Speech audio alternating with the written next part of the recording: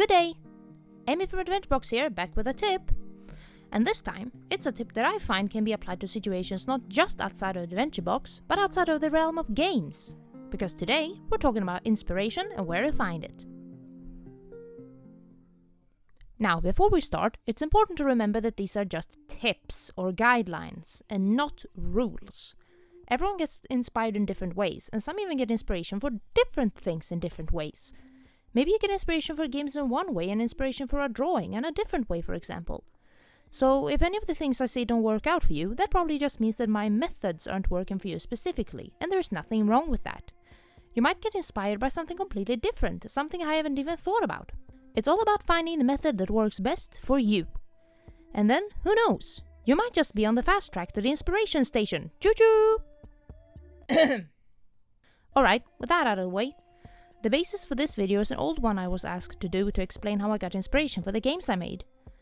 Well, the thing is, I'm a top-grade space cadet with an active imagination. I have a head that's constantly simmering with thoughts and ideas, and sometimes my mind soup comes up with something I think I can or want to do.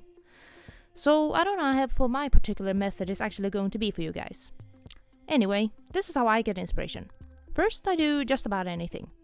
I work, I read, I look at cats, I play a game, I listen to music, I go for a walk, or I sit and contemplate all of my life's decisions and find myself filled with existential dread. I don't recommend that last one, obviously. All the while, my thoughts keep swirling around. Then I get an idea for a level, often based on something I think would be funny or look neat. Then I get to work. I also tend to improvise certain things, since I don't always get a clear vision of what I want. And voila! A level. So that's how my brain works, but maybe you're not the type of person to just get an idea to come to you that way. Well, in that case, if inspiration won't come to you, then you'll have to search for it instead. Actually, my number one tip is this one. Look everywhere. Yes, everywhere. Inspiration can come from the most unlikely of places. I once got an idea for a game about using different liquids to progress when I saw an ad for coffee beans in a ski lift. But books, movies, music, a funny video, jump rope, juggling, locations, animals, a tiny piece of paper on the street, or just someone you know. All of those things could hold the inspiration that you seek. There's one exception to this when getting inspiration for games though, but again, don't take this as gospel. My game design mentor at my university actually advised us to not look for game inspiration in other games. At least looking at other games of the same genre that you wish to make can get you stuck in a certain way of thinking. An RPG doesn't have to be turn-based or be set in medieval times, but if you look at a bunch of turn-based RPGs set in the Middle Ages for inspiration for your RPG, then you might subconsciously believe that you have to make it that way.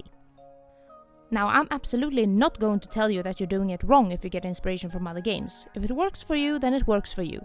But maybe try looking at more than one genre in that case. My second tip? When in doubt, improvise.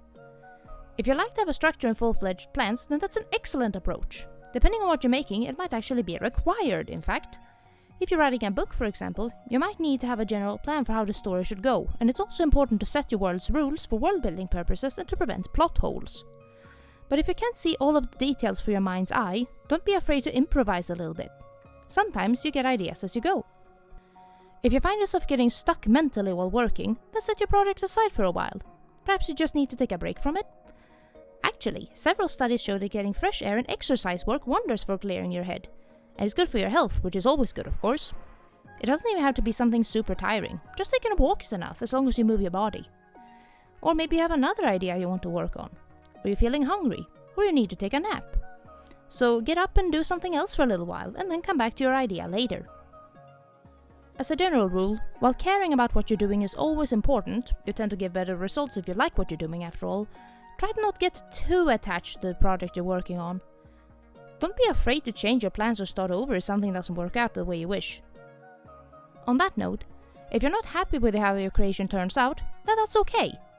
I found that the creative process tends to involve a little bit of trial and error.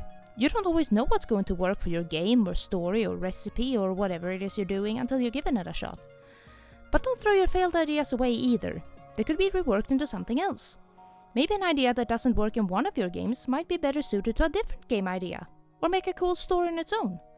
Or maybe you could rework your whole game into something different. Ultimately, I'd say that this is the most important tip of all. Don't give up. Everyone has flukes every once in a while, but don't let those flukes stop you from continuing. And don't let rude and mean comments from people get you down, for that matter. Feedback is always good, but if somebody insists on giving it in the meanest possible way they can, they're usually not interested in actually helping you improve. They just want to be jerks. Remember, if you just keep at it, you're going to get better at what you're doing with time, so hang in there. Right, I think that wraps this up. But before we finish, remember what I said in the beginning. This doesn't just apply to Adventure Box or even games in general.